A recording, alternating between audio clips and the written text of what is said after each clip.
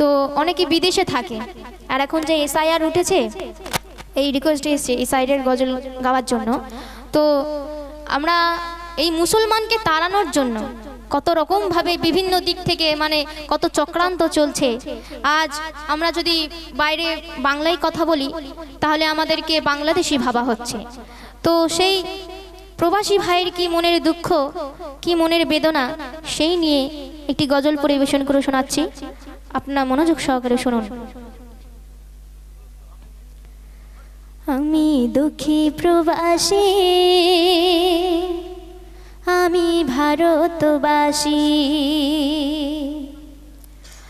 আমি দুঃখী প্রবাসী, আমি ভারতবাসী, আমি দুঃখী প্রবাসী, আমি ভারতবাসী, আমি দুঃখী প্রবাসী, আমি ভারতবাসী, আমি দুঃখী প্রবাসী, আমি ভারতবাসী। বাংলা ভাষায় কথা বলি, বাংলা ভাষায় কথা বলি, নই বাংলাদেশি। আমি দুঃখী প্রবাসী, আমি ভারতবাসী, আমি দুঃখী প্রবাসী, আমি ভারতবাসী। বাংলা আমার জন্মভূমি, করে যাই শ্রমিক আমি, বাংলায় আমার জন্মভূমি, করে যাই শ্রমিক আমি, বাংলায় আমার জন্মভূমি, করে যাই শ্রমিক আমি, বাংলায় আমার জন্মভূমি,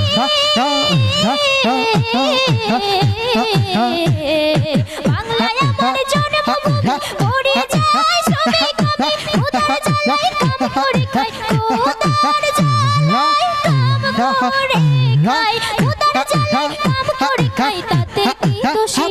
আমি দুঃখী প্রবাসী, আমি ভারতবাসী, আমি দুঃখী প্রবাসী, আমি ভারতবাসী, আমি দুঃখী প্রবাসী, আমি ভারতবাসী।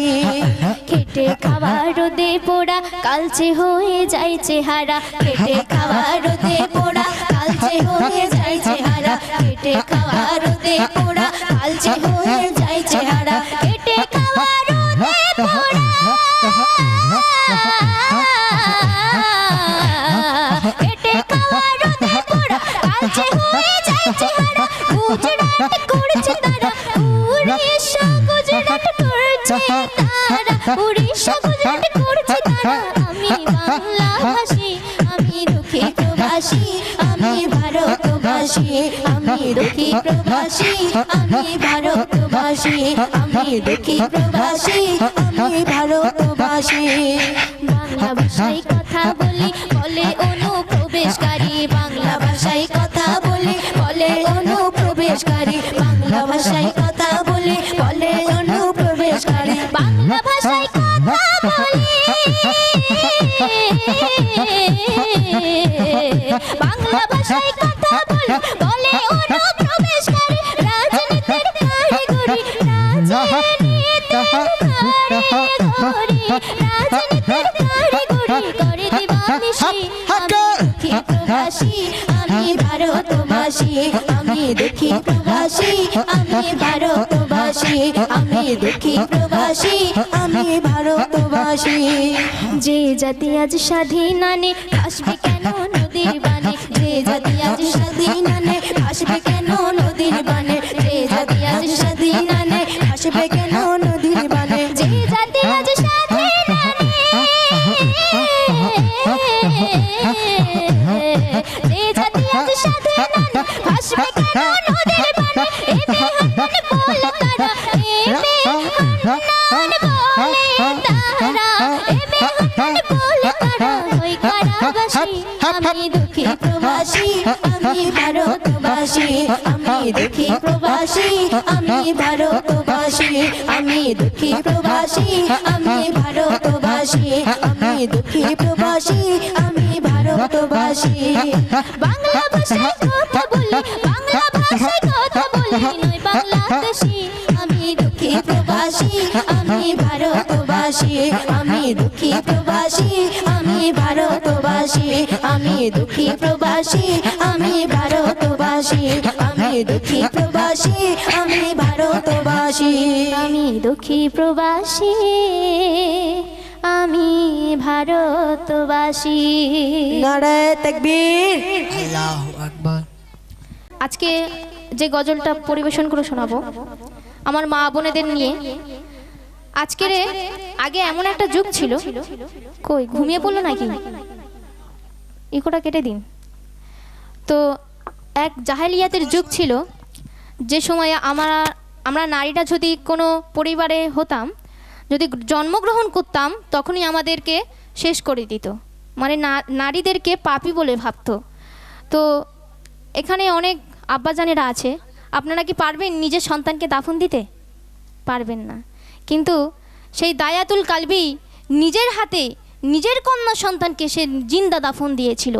তো সেই দায়াতুল কালবির করুণ ঘটনা পরিবেশন করে শোনাচ্ছি, আপনারা মনোযোগ সহকারে শুনুন। নিজের হাতে দাফন দিল আপন বেটির, দেখো না নিজের হাতে দাফন দিল আপন বেটির, দেখো না। আর আব্বা গোয়া মাই মেরো না, তবু পাষাণ হৃদয় গলে না।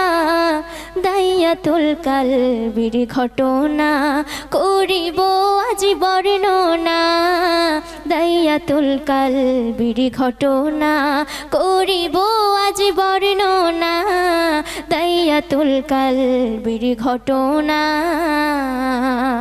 তো একদিন মসজিদ নববীতে বসে নবীজি বয়ান দিচ্ছেন যে মেয়েদের কত সম্মান। কোনো পরিবারে যদি কোনো একটা মেয়ে সন্তান হয়, তাহলে তার পিতাকে আল্লাহ পাক সেই জান্নাতে একটা করে দালান করে দেন, একটা নারীর কন্যার বিনিময়ে। নবীজি বোঝাচ্ছেন যে নারীর কত সম্মান, নারীর কত গুরুত্ব। তখন সেই সময় সেই দায়াতুল কালবি এ কথা শুনে তিনি অঝর নয়নে কাঁদছেন। তখন নবীজি জিজ্ঞাসা করছে যে হে দায়াতুল কালবি, তুমি কিসের জন্য কাঁদছো? তখন সেই দায়াতুল কালবি কি বলছে শুনুন। মসজিদ নববী বসে নবী দিচ্ছিলেন বয়ান, বেটির মমতায় ভালোবাসায় থাকে জান্নাতে দালান। মসজিদ নববী বসে নবী দিচ্ছিলেন বয়ান, বেটির মমতায় ভালোবাসায় থাকে জান্নাতে দালান। এক সাহাবী শুনে তখন, এক সাহাবী শুনে তখন ডুকরে সে কেঁদে ওঠে। শোকের তুফান বইছে যেন, বুক যেন মোর যাই ফেটে। মসজিদ নববী বসে নবী দিচ্ছিলেন বয়ান, বেটির মমতায় ভালোবাসায় থাকে জান্নাতে দালান। এক সাহাবী শুনে তখন ডুকরে সে কেঁদে ওঠে। শোকের তুফান বইছে যেন, বুক যেন মোর যাই ফেটে। দয়ার নবী জিজ্ঞাসিল কি হয়েছে বলো না, দয়ার নবী জিজ্ঞাসিল কি হয়েছে বলো না। পাপ এমন করেছি নবী, আল্লাহ কি করবে ক্ষমা। পাপ এমন করেছি নবী, আল্লাহ কি করবে ক্ষমা। দায়াতুল কালবির ঘটনা। তো সেই জাহেলিয়াতের যুগে, ওই যুগে যদি একটা নারী সন্তান হতো, মানে তাকে মারার জন্য দায়াতুল কালবির হাতে তুলে দিত। তো সেই দায়াতুল কালবি কাউকে গলা কেটে বা কাউকে জিন্দা পুড়িয়ে বা কাউকে জিন্দা দাফন দিয়ে দিত। সেই নিজে ৭০-৭২ কন্যা সন্তানকে সেই নিজে দাফন দিয়েছিল। তো কেমন ছিল সেই অন্ধকার জাহেলিয়াতের যুগ, সেই সম্পর্কে কবি লিখছে শুনুন। মেয়ে ঘরে জন্ম নিলে পাপি বলে ভাবিত, আর গলা কেটে গলা টিপে কাউকে বা জ্বালিয়ে দিত। মেয়ে ঘরে জন্ম নিলে পাপি বলে ভাবিত, আর গলা কেটে গলা টিপে কাউকে বা জ্বালিয়ে দিত। জিন্দা দাফন করা হতো, জিন্দা দাফন করা হতো কাউকে বা মাটিতে। ৭০-৭২ কন্যা সন্তান মেরেছি নিজের হাতে। মেয়ে ঘরে জন্ম নিলে পাপি বলে ভাবিত, আর গলা কেটে গলা টিপে কাউকে বা জ্বালিয়ে দিত। জিন্দা দাফন করা হতো কাউকে বা মাটিতে। ৭০-৭২ কন্যা সন্তান মেরেছি নিজের হাতে। আর নারী হয়ে জন্ম নেওয়া ছিল বড় যন্ত্রণা। নারী হয়ে জন্ম নেওয়া ছিল বড় যন্ত্রণা। এমন ছিল অন্ধকার জাহেলিয়াতের জামানা, এমন ছিল অন্ধকার জাহেলিয়াতের জামানা। দাইয়াতুল কালবির ঘটনা। তো তারপরে সেই দায়াতুল কালবি তার নিজের গর্ভবতী স্ত্রীকে সে যখন বিদেশে যাচ্ছিল তার আগে বলে গিয়েছিল যে তোমার গর্ভে যদি কোনো নারীর সন্তান জন্ম নেয় তাহলে তুমি তাকে সঙ্গে সঙ্গে মেরে দিও। তো তখন দায়াতুল কালবি 4 বছর পরে এসে তার 4 বছর পরে এসে দেখছে যে একটা ফুটফুটে একটা কন্যা সন্তান তার দিকে তাকিয়ে রয়েছে। তখন তার বিবি বলছে যে দেখো না স্বামী, আমার সোনার রূপটা তুমি দেখো না, আমি তার মায়ায় পড়ে গেছি, তুমি তাকে কিচ্ছু বলো না, আমি তাকে মারতে পারিনি, কারণ তোমাকে আব্বা বলে ডাকবে, আমার মা বলে ডাকবে। তো সেই নিয়ে কবি লিখছে শুনুন। গর্ভবতী দেখে বিবির ব্যবসা করতে যাই বিদেশ। মেয়ে হলে মেরে দিও বিবি মোরেটা আদেশ। গর্ভবতী দেখে বিবির ব্যবসা করতে যাই বিদেশ। মেয়ে হলে মেরে দিও বিবি মোরেটা আদেশ। 4 বছর পরে ঘরে ফিরে দেখি এক চাঁদের কোনা। বিবি বলে দেখো স্বামী মোর ছোট সোনার রূপখানা। গর্ভবতী দেখে বিবি ব্যবসা করতে যাই বিদেশ। মেয়ে হলে মেরে দিও বিবি মোরেটা আদেশ। 4 বছর পরে ঘরে ফিরে দেখি এক চাঁদের কোনা। বিবি বলে দেখো স্বামী আমার ছোট সোনার রূপখানা। মায়ার বাঁধনে বেঁধে ফেলেছি মারতে আমি পারলাম না।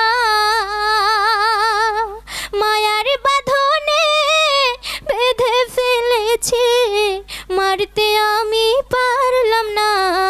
স্বামী গো কিছু বলো না ডাকবে আবা আমার মা। স্বামী গো কিছু বলো না ডাকবে আবা আমার মা। দাইয়াতুল কালবির ঘটনা। তো তারপরে 4 বছর পরে সে যখন দেখছে যে তার কন্যা সন্তান তার সামনে দাঁড়িয়ে রয়েছে, তখন সেই ছোট্ট শিশুটা আব্বা আব্বা বলে তার আব্বার জড়িয়ে ধরলো তার আব্বার ভালোবাসা পাওয়ার জন্য। তো তারপরে সেই দায়াতুল কালবি বলছে যে আমার সন্তানকে আমি কালকে ঘুরতে নিয়ে যাব, তুমি আমার সোনাকে নতুন রূপে সাজিয়ে দিও, নতুন পোশাক পরিয়ে দিও। তো তারপরে তার মেয়ের সাথে কী দুর্ব্যবহার করছে শুনুন। আব্বা বলে পিতার কোলে গেল ছোট জামিলায়, নতুন জামা পরালো মা পিতার সাথে ঘুরতে পাঠায়। আব্বা বলে পিতার কোলে গেল ছোট জামিলায়, নতুন জামা পরালো মা পিতার সাথে ঘুরতে পাঠায়। পাহাড়ের কোলে গর্ত খুঁড়ে দায়াতুল কলবি দেখো না, পিতার কষ্ট দেখে বেটি সইতে আর পারে না। তো তারপরে সেই দায়াতুল কলবি সেই পাহাড়ের গুহায় ঘুরতে নিয়ে সেই একটা গর্ত খুলছে। তো গর্ত খুলতে খুলতে বলছে যে সোনা তুমি এখানে খেলো, আমি যখন তোমাকে ডাকবো তখন তুমি এখানে আসবে। তখন তার বাচ্চা খেলছে আর দায়াতুল কলবি যখন গর্ত খুঁড়ছে, তো গর্ত খুঁড়তে খুঁড়তে যে দাড়িতে ধুলাবালি লেগে যাচ্ছে, সেই বাচ্চাটা এসে তার আব্বার সেই দাড়িতে ধুলাবালিগুলো মুছে দিচ্ছে। তো সেই নিয়ে কবি লিখছে, আব্বা বলে পিতার কোলে গেল ছোট জামিলায়, নতুন জামা পরালো মা পিতার সাথে ঘুরতে পাঠায়। পাহাড়ের কোলে গর্ত খুঁড়ে দায়াতুল কলবি দেখো না, পিতার কষ্ট দেখে বেটি সইতে আর পারে না। পিতার দাড়ি ধুলাবালি মুছে দেয় দেহের পাসিনা,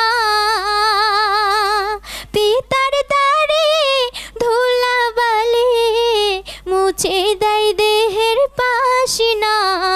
মাগো তুমি করো খেলা ডাকলে আসবে তখন না, মাগো তুমি করো খেলা ডাকলে আসবে তখন না, দায়াতুল কলবির ঘটনা। তো তারপরে সেই দায়াতুল কলবির যখন গর্ত খোঁড়া শেষ হলো, তখন তার সেই ছোট্ট শিশুটাকে বলছে যে মা তুমি এখানে এসো, কে একটা যেন দেখা যাচ্ছে। যখন সেই ছোট্ট শিশুটা দেখতে যাচ্ছে যে গর্তের ভিতরে কি দেখা যাচ্ছে, যখন উঁকি মেরে দেখতে যাচ্ছে, তখন পিছন থেকে তার বাপ ঠেলা মেলে তার বাচ্চাটাকে সেই গর্তের ভিতর ফেলে দিল।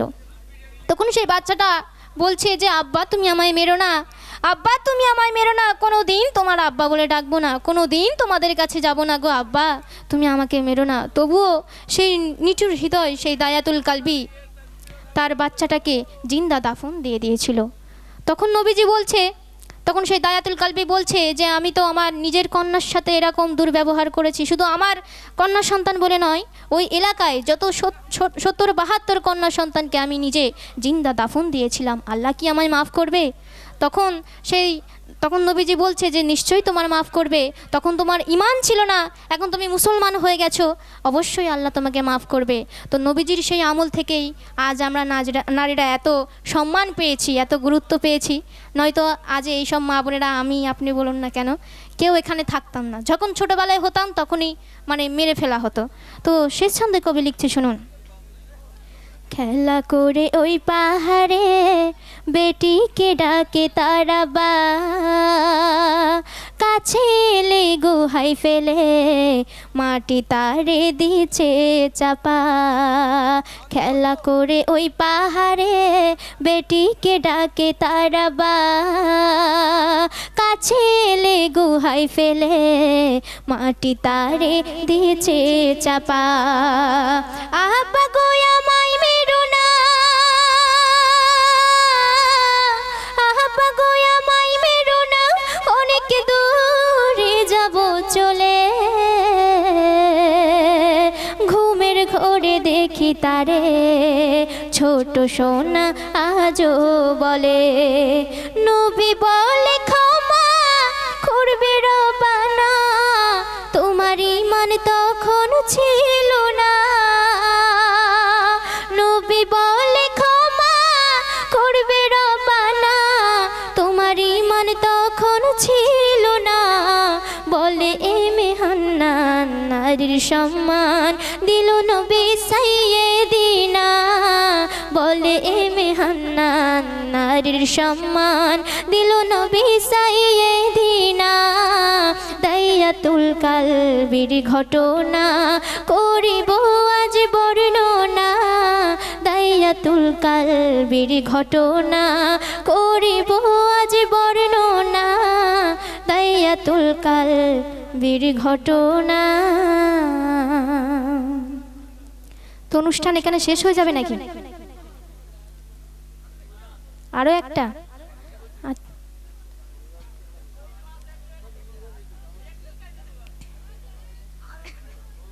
আচ্ছা, আর একটা গজল গাইছি, কারণ কালকে আবার প্রোগ্রাম রয়েছে আমার।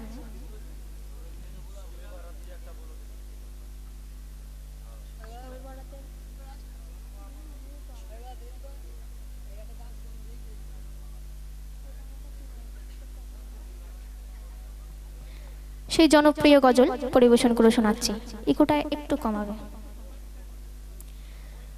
যদি ছোট একটা পাখি হইতাম, যদি ডানা ওয়ালা পাখি হইতাম, এক নবীর আশিক বলছে নাই যাইতাম, এদিকে সেদিক ঘুরে বেড়াইতাম মেলিয়া ডানা, যেথায় পড়েছিল নবীর কদম খানা, এদিকে সেদিক ঘুরে বেড়াইতাম মেলিয়া ডানা, যেথায় পড়েছিল নবীর কদম খানা, চরণ ধুলে চুমু খেতাম, চরণ ধুলে চুমু খেতাম, বুকের মাঝে জড়াইতাম আমি। তো এখানে অনুষ্ঠান শেষ হয়ে গেল।